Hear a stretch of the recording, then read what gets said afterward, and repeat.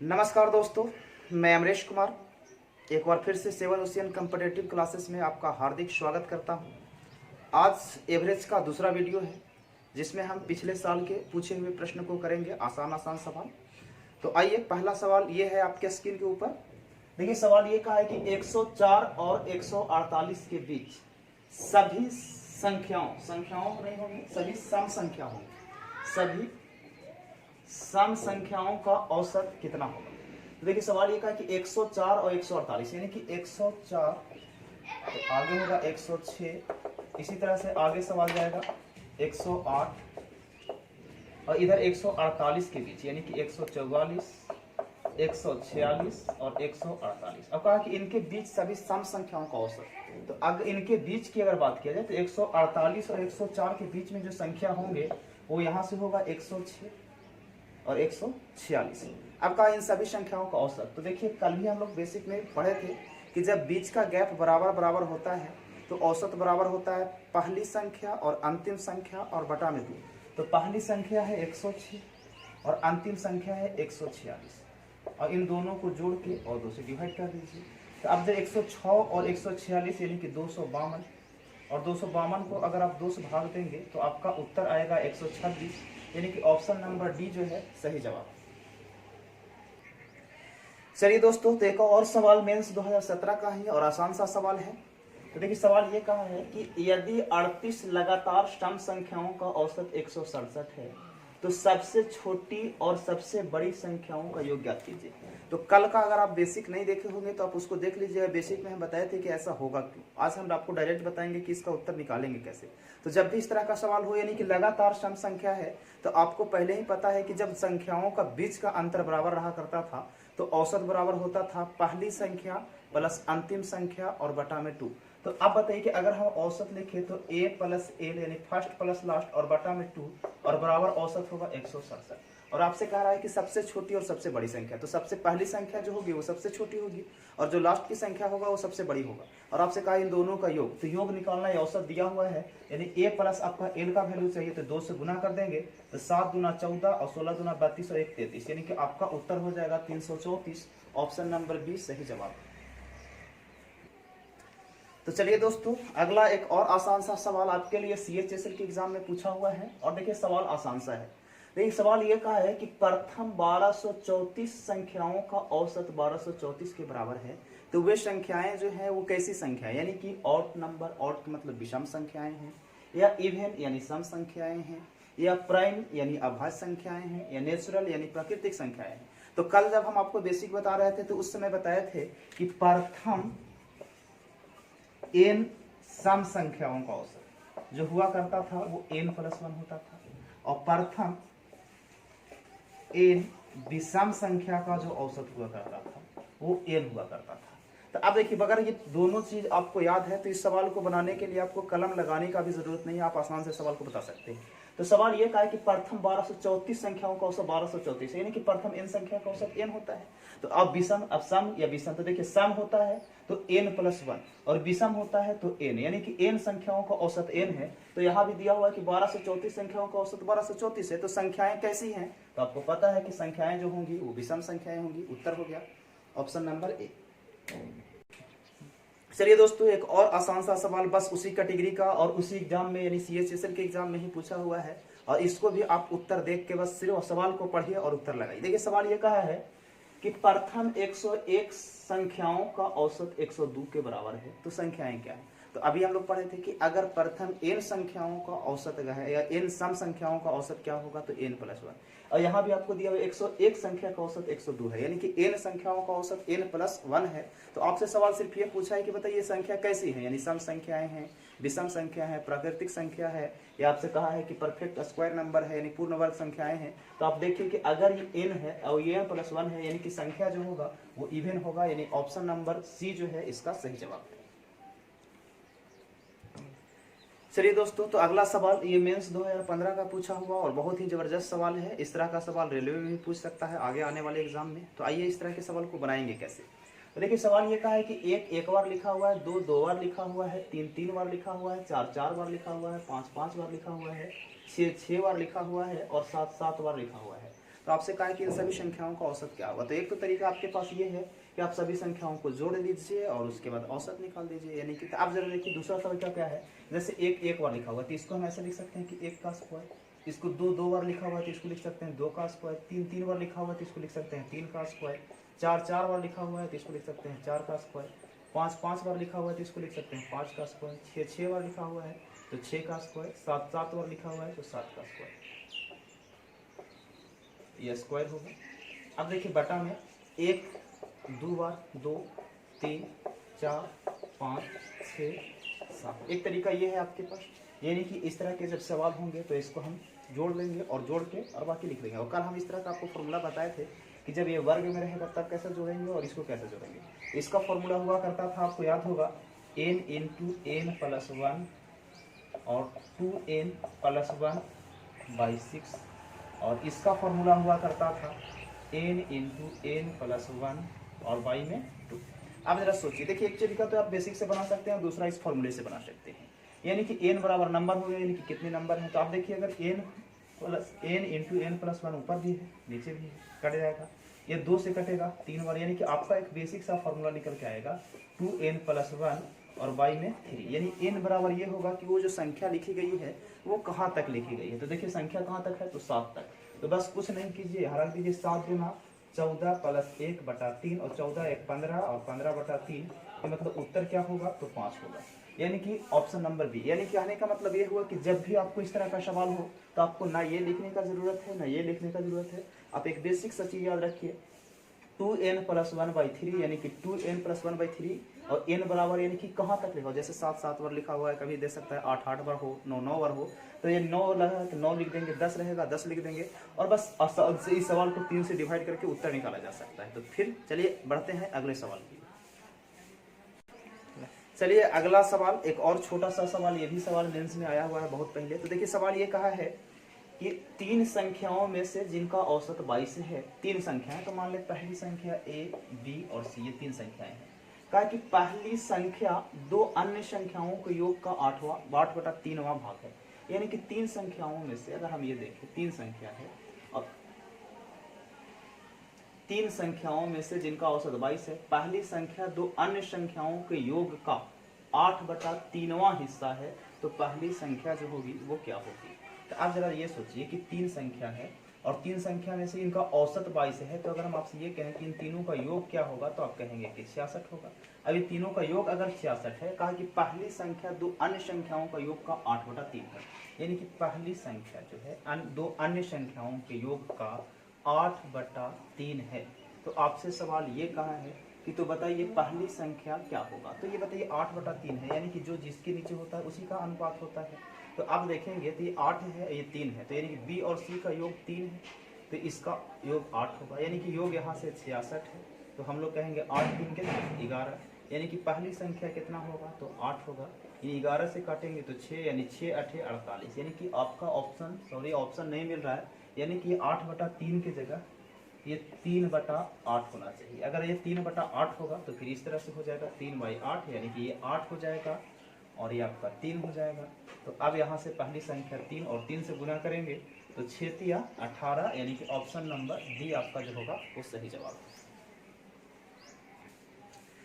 तो चलिए दोस्तों अगला सवाल ये है आपका CHSL एग्जाम 2018 में पूछा हुआ और आसान सा सवाल है।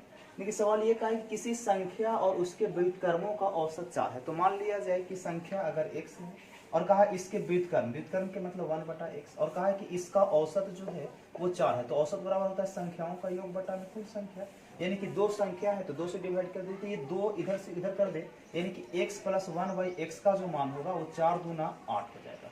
आगे सवाल कहा है कि तो उसके घन और उसके व्युत्क्रमों के घनों का औसत क्या होगा। तो घन यानी क्यूब, यानी x³ + 1/x³ और बटा में 2, यानी ये आपको पूछ रहा है। तो आप ये सोचिए कि अगर आपको x³ + 1/x³ निकल जाए तो औसत भी आप निकाल सकते हैं। तो हम ऐसा करते हैं कि पहले x³ + 1/x³ निकाल लेते हैं। तो x³ प्लस, आप देखिए जब आप अलजेब्रा पढ़े होंगे इसमें थोड़ा सा अलजेब्रा का कॉन्सेप्ट होगा कि x + 1/x = 8 होता है, यानी कि आप पढ़े होंगे अलजेब्रा में कि x + 1/x बराबर अगर p है तो x³ + 1/x³ का जो मान हुआ करता था वो pq - 3p होता था। आपको याद होगा, शायद पढ़े होंगे। तो तो आप जरा देखिए कि ये है इतना, तो ये 8 है, तो यहाँ पर क्या होगा, तो 8 का क्यूब माइनस 3 गुणे 8, तो 8 ही 8 ही 64, 8 512, और 512 में से 24 जाएगा तो आपका इधर आ जाएगा कितना, तो 12 में से यानी कि 12 यानी कि 488, और 488 को अगर 2 से डिवाइड कर देंगे क्योंकि औसत पूछ रहा है तो 2 से करेंगे तो ये आपका हो जाएगा 24 और ये 4, यानी कि आपका जो औसत होगा वो 244 होगा, और 244 के मतलब ऑप्शन नंबर डी आपका सही जवाब है। चलिए दोस्तों, अगला एक और CHSL एग्जाम में पूछा हुआ सवाल और आसान सा सवाल। देखिए कभी कभी एग्जाम में ऐसा सवाल पूछता है जो इतना आसान होता है कि हम लोग उसको समझ से बाहर चला जाता है। तो आइए उसी तरह का ये भी सवाल है। कहा है कि 27 संख्याओं का औसत शून्य है, उसमें से अधिकतम कितनी संख्याएं जो हैं वो शून्य से अधिक हो सकती है। तो 27 संख्या है, क्या दिया हुआ है मालूम नहीं। तो अब हम ऐसा करते हैं 1 2 3 4 कुछ ऐसे ऐसे 26 तक हम मान लेते हैं कि ये 26 संख्या, और ये संख्या हो गया 27 में कोई संख्या होगा। और आपसे सवाल ये कह रहा है कि वैसी संख्याएं कितनी हो जा सकती हैं अधिकतम जो 0 से बड़ा होगी। तो 0 से बड़ा अधिकतम अगर करा, अगर न्यूनतम सवाल में पूछा होता इसका उत्तर देना पॉसिबल नहीं था, लेकिन अधिकतम पूछ रहा है। तो देखिए हम अगर संख्या को 1 माने तो 1 तो 0 से बड़ा है, इसको हम 2 माने, इसको 3 माने, इसको 4 माने, आप अपने से कुछ भी मान सकते हैं। तो हम ये टोटल संख्या 26 तक गए, तो जो 27वां संख्या होगा आपको वो लेना होना। अगर औसत 0 है तो इस सबको जोड़ के किसके बराबर होना चाहिए, तो 0, यानी कि जो 27वां संख्या होगा वो आपको माइनस में लेना होगा, और माइनस में कितना, तो इन सभी के योग के बराबर, यानी इन सभी के योग के बराबर का मतलब क्या, तो 26 गुने 27 और बटा में कितना 2, ये आप 27वां संख्या ले सकते हैं। तो आपसे सवाल ये पूछा है कि कितनी संख्या है शून्य से बड़ी है, तो ये संख्या 27वां तो माइनस में हो गया, तो माइनस जो अगर होगा तो वो तो 0 से छोटा हो जाएगा। तो आपसे पूछा 0 से बड़ी कितनी है, तो 27वां में से अगर ये देखें 26 तक हम पॉजिटिव में लिए हैं तो यही 26 संख्या, यानी अधिक से अधिक 26 संख्याएं ऐसी हो सकती हैं जो 0 से बड़ा होगा। तो यानी कि उत्तर नंबर आपका सी जो है सही जवाब। तो चलिए अगले सवाल की ओर। और ये सवाल जो है किसी भी एग्जाम में पूछा हुआ नहीं है, लेकिन अच्छे लेवल का सवाल है, इस तरह का सवाल एग्जाम में पूछ सकता है। तो अब हम लोग कुछ वैसे सवाल करेंगे जो पिछले कई साल में उस तरह का सवाल पूछे गए हैं या आगे आने वाले एग्जाम में पूछ सकते हैं। तो आइए सवाल नंबर 9 की ओर बढ़ते हैं। कहा है कि संख्याएं 9, 99, 999, इसी तरह से आगे बढ़ते बढ़ते 9, 9 है, और कहा कि इनके औसत में कौन सा संख्या उपस्थित नहीं, 9, 9 नहीं है, हाँ 9, 9। अब आपसे कहा कि कौन सी संख्या उपस्थित नहीं है, यानी कि या तो 0 उपस्थित नहीं है, 1 उपस्थित नहीं है, या 2 उपस्थित नहीं है, या 3 उपस्थित नहीं। तो औसत निकालते हैं। तो औसत बराबर क्या होता है, तो औसत बराबर आप पढ़े थे सभी संख्याओं का योग और बटा में कुल संख्या। तो जोड़िए तो ये 9 होगा प्लस 99, ये 999 प्लस डॉट डॉट डॉट जाएगा, ये 9 9 9 9 9 2 2 4 2 6 2 8 1 9, और बटा में 9 से डिवाइड करेंगे। तो अब 9 से डिवाइड करेंगे, देखिए 9 से डिवाइड करने के बाद 1 आएगा, और ये आएगा आपका 11, ये आएगा 111, इसी तरह से ये आएगा क्या, तो 1 1 1 1 1 1 9 3 2 5 2 7 2 9। और अब इन सब संख्याओं को जोड़िए, तो जोड़िएगा तो देखिए यहाँ से आएगा आपका 9, फिर 8, फिर 7, फिर 6, फिर 5 4 3 2 और 1। अब आपसे ऐसा कहा है कि संख्याओं का औसत यही आपका होगा, और कहा कि इसमें कौन सी संख्या उपस्थित नहीं है। तो देखिए 0 उपस्थित नहीं है, 1 तो है, 2 भी है, 3 भी। तो आपका जो उत्तर होगा ऑप्शन नंबर ए, यानी कि 0 इस संख्या के औसत में उपस्थित नहीं। चलिए एक और आसान सा सवाल देखिए। सवाल ये कहा है कि 20 मापनों x1 x2 x3 dot dot dot x20 का औसत y है। तब कहा है कि तब x1 minus 101, x2 minus 101, x3 minus 101 और x20 माइनस 101 का औसत क्या है। तो कल हम जब बेसिक पढ़ रहे थे तो हम आपको बताए थे कि अगर कभी भी कुछ संख्याओं का औसत दे दे, जैसे कि कहें कि 10 संख्याओं का औसत 15 है और प्रत्येक संख्या में 5 जोड़ दिया जाए, तो हम बताए थे कि जब भी इस तरह के सवाल होंगे तो जो चीज औसत में करेगा वही हम उसमें क्या करेंगे, तो बस वृद्धि कहेगा तो औसत में भी हम जोड़ देंगे, कमी करेगा तो औसत में घटा देंगे, अगर गुना करेगा तो औसत में भी गुना कर देंगे, और डिवाइड करेगा तो औसत में, जैसे कहें कुल 10 संख्याओं का औसत 15 है, कहा प्रत्येक संख्या में 5 जोड़ दिया जाए तो औसत क्या होगा, तो औसत में ही 5 का वृद्धि हो जाएगा। आगे सवाल अगर कहे कि 10 संख्याओं का औसत 20 है, कहे कि औसत में 5 घटा दिया जाए तो हम भी औसत में 5 घटा देंगे। तो इसी तरह से इसमें कहा है कि कुछ संख्याएं देखिए x1 x2 x3 इस तरह से डॉट डॉट डॉट x20 तक है। और कहा कि इसकी औसत जो है वो कितना है, तो कहा कि इसका औसत y है। तो आपसे कहा कि अगर सब संख्या में 101 कम कर दे, यानी हर संख्या में, तो औसत क्या होगा। तो इस सब संख्या में अगर 101 कम किया है तो इसके औसत में भी 101 कम हो जाएगा, यानी कि आपका जो उत्तर होगा y माइनस 101, और y माइनस 101 के मतलब ऑप्शन नंबर बी जो है आपका सही जवाब है। चलिए, तो अगला सवाल एक और आसान सा सवाल। इस तरह का भी एग्जाम ग्रुप डी के एग्जाम में सवाल जो है ग्रुप डी के एग्जाम में या एनटीपीसी या फिर और छोटे छोटे एग्जामों में पूछे जाते हैं। तो देखिए सवाल ये कहा है कि 7 प्राकृतिक संख्याओं का औसत x है। अब मान लेते हैं कोई भी 7 संख्या होगा और इसका औसत दिया हुआ है x। अगर कहा कि इसमें अगली 3 प्राकृतिक संख्याएं और शामिल कर दी जाए तो नया औसत x में कितना वृद्धि होगा। तो कल हम लोग इस तरह का सवाल पढ़े थे और हम आपको बेसिक में ही बताए थे। अगर आप बेसिक वीडियो नहीं देखे हैं तो आप जाके सबसे पहले उस बेसिक वीडियो को देखिए, क्योंकि उस वीडियो के अपेक्षा अगर इसमें देखा जाए तो बहुत से सवाल ऐसे होंगे जो आपको समझ में नहीं आएंगे। तो पहले आपका काम होगा कि आप बेसिक वीडियो को देख के आइए। तो कल हम आपको बताए थे कि जब भी इस तरह का सवाल रहेगा और संख्या में अगर 2 वृद्धि करेगा तो औसत में 1 वृद्धि होगा, यानी कि जितनी संख्याएं वृद्धि होंगी उससे आधा औसत में वृद्धि होगा। तो देखिए यहाँ 3 प्राकृतिक संख्या को बढ़ाया है, तो 3 अगर बढ़ाया है तो औसत में क्या होगा, 3/2 का वृद्धि, यानी कि आप कह सकते हैं 1.5 का वृद्धि होगा। और 1.5 मतलब ऑप्शन नंबर जो बी होगा इसका सही जवाब। तो चलिए दोस्तों, एक और अगला बेसिक सा सवाल देखिए। सवाल ये कहा है कि यदि 14 लगातार सम संख्याओं का औसत 107 है, यानी कि 14 लगातार सम संख्या है और इसका औसत आपको दिया हुआ है 107। तो आपसे सवाल ये कहा है कि सबसे छोटी संख्या क्या है। तो कल के वीडियो में जो बेसिक वीडियो था उसमें हम आपको बताए थे कि जब भी इस तरह का सवाल रहेगा तो इससे 2-3 सवाल आते हैं, या तो सबसे छोटी संख्या या सबसे बड़ी संख्या, या छोटी संख्या बड़ी संख्या के अंकों का योग, या फिर छोटी संख्या और बड़ी संख्या के अंकों का गुणनफल। तो इस बार आपसे सिर्फ छोटी संख्या पूछा है। तो हम बताए थे कि जब भी इस तरह का सवाल रहेगा तो फिर जितनी संख्याएं रहेंगी उसमें हम 1 घटा लेंगे। तो 14 में से 1 घटाएंगे कितना होगा, 13। और आपको बताया गया था कि जब अगर आपसे छोटी संख्या पूछा जाएगा तो इस 13 को इसमें से घटा लेंगे, और अगर बड़ी संख्या पूछेगा तो इस 13 को इसमें जोड़ देंगे। तो आपसे छोटी संख्या पूछा है तो कुछ नहीं कीजिए, ये 107 में से 13 को घटा लीजिए। 7 में से 13 गया यानी 3 गया 4, और 10 में से 1 गया 9, यानी आपका जो उत्तर होगा 94, यानी ऑप्शन नंबर बी सही जवाब है। तो चलिए एक और आसान सा सवाल उसी के जैसा। देखिए सवाल ये कहा है कि 44 क्रमागत विषम संख्याओं का औसत 144 है। देखिए 44 क्रमागत विषम संख्या है और का इसका औसत 144 है। तो इस बार आपसे सवाल ये पूछा है कि सबसे बड़ी संख्या क्या है। तो बस ये हम आपको यही बताए थे कि जब भी इस तरह का सवाल आपको एग्जाम में पूछे तो कुछ नहीं कीजिए, जो संख्या दिया उसमें से 1 घटा लीजिए, यानी कि कितना है 43। और अगर आपको बड़ी संख्या पूछे तो इस 43 को इसमें ऐड कर देंगे, और अगर आपसे छोटी संख्या पूछे तो इस 43 को इसमें क्या करेंगे, जोड़ देंगे, तो घटा लेंगे। तो बस बड़ी संख्या पूछा, इस बार 43 को जोड़ दीजिए। तो आपका सबसे बड़ी संख्या जो होगा वो क्या होगा, तो 4 3 7 4 4 8 और 1, यानी कि 187। 187 का मतलब ऑप्शन नंबर सी जो है आपका सही जवाब है। तो चलिए आज भर इतना ही, और फिर हम आपको मिलेंगे अगले वीडियो में, यानी अगले दिन। तो आप लोग इस चैनल को सब्सक्राइब कर लीजिए, जिससे कि जो भी वीडियो इस चैनल पे आए या अपलोड किया जाए वो सबसे पहले आपको मिले। और आप इसको वीडियो को शेयर करते रहें, क्योंकि अधिक से अधिक लोगों तक ये वीडियो पहुंच सके और सभी लोग इसका लाभ ले सकें।